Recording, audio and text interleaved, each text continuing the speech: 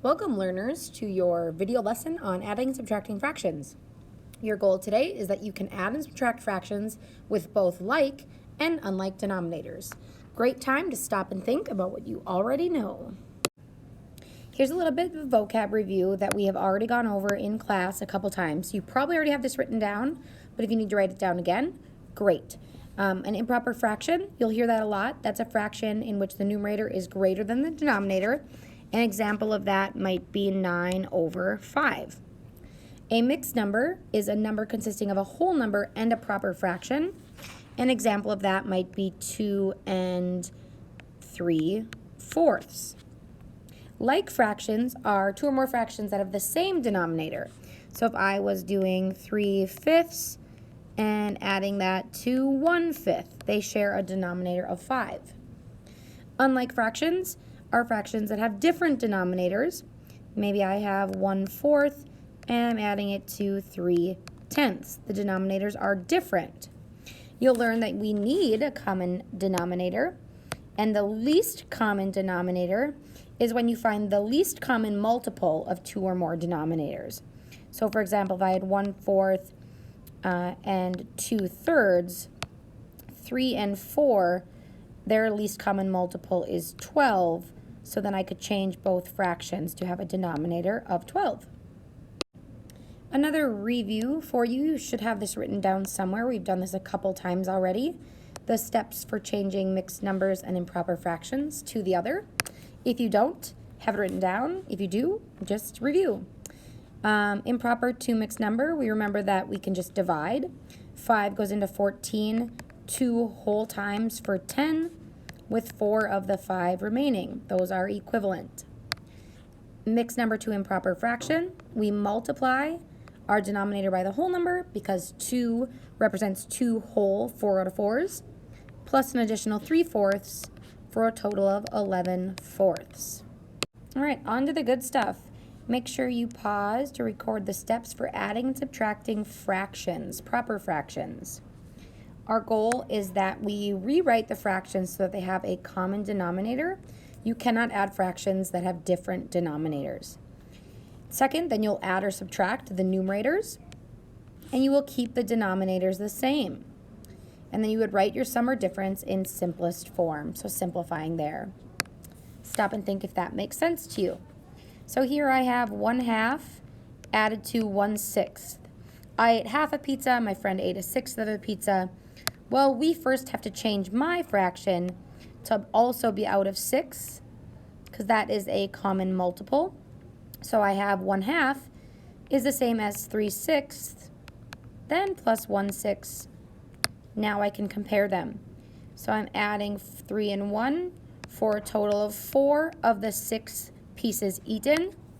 And I'll simplify that by dividing by a common factor. Those share a factor of 2. We ate collectively 2/3 of the pizza. Estimating is a great thing to do also. So I can see I have about, on this next one, 11/12 is close to 1. 3/8 is close to half. So my estimate is that my answer will be close to half. So first, though, I need a common denominator, 11/12 and 3/8. A common multiple of 3 and 8, you can go back to those skills, I know is 24. So I'm going to write that right away on the bottom. And then I'll write what I'm going to multiply each of these by. I need to multiply these by 2 to get to 24. So then I get 22/24 is the same. I need to multiply 24 by 3, so then also my numerator. So then I have 9/24. Those are equivalent fractions, just rewritten so that I can rename them and use them. So then I subtract my numerators. 22 minus 9 is 13 out of the 24. That's close to half. Remember my estimate, because half is 12 out of 24. Very close. And so that's my simplified answer. A couple more for some repetition and looking for patterns. If you want to try some on your own, you can and come back. Otherwise, just follow along. So 10/3 and 13/5. Common denominator here would be 15. So I'm going to change this by a multiple of 5 and this one by a multiple of 3. So my new denominator is 15 on both of those. 5 times 10 is 50. 13 times 3 is 39. Common denominator then allows me to just subtract my numerators for a total of 11/15. I should have estimated. All right. 4/5 plus 1/3. So I have almost 1 plus about a third. I think my answer is going to be slightly more than 1 whole. That's my estimate. Common denominator again, 5 and 3. So again, we're trying to get these to their least common multiple of 15. So I'm going to do that. I like to do it right away so I don't forget. And my numerator here now will be 12. Numerator here is 5. Add my numerators together for a total of 17/15, but I have to simplify my improper fraction to a mixed number. 15 goes into 17 one whole time, with 2 of the 15 left over. My estimate was correct, just slightly over 1. Are you ready? Do you want to try the rest? All right, so why does I keep doing that? 1/3 and 1/2. I know that a half plus a half would be 1, so my estimate is that my answer is slightly less than 1 still. Common denominator of 2 and 3, a common multiple is 6. So I have to multiply this by 2/2 to have an equivalent to 1/3. I have to multiply this by 3/3 to have an equivalent to 1/2. Add my numerators together. 5/6 is very close to my estimate, slightly less than 1. And over here, I know it's going to be less than 1 because I'm taking about, and I could even think about what I know, 75% minus 33 repeating percent. It's going to be around 40-some%. That's my estimate. Think about it how you wish. 4 and 3, a multiple is 12. Multiplying this by 3/3 to get an equivalent. So that is 9/12. Multiply this by 4/4.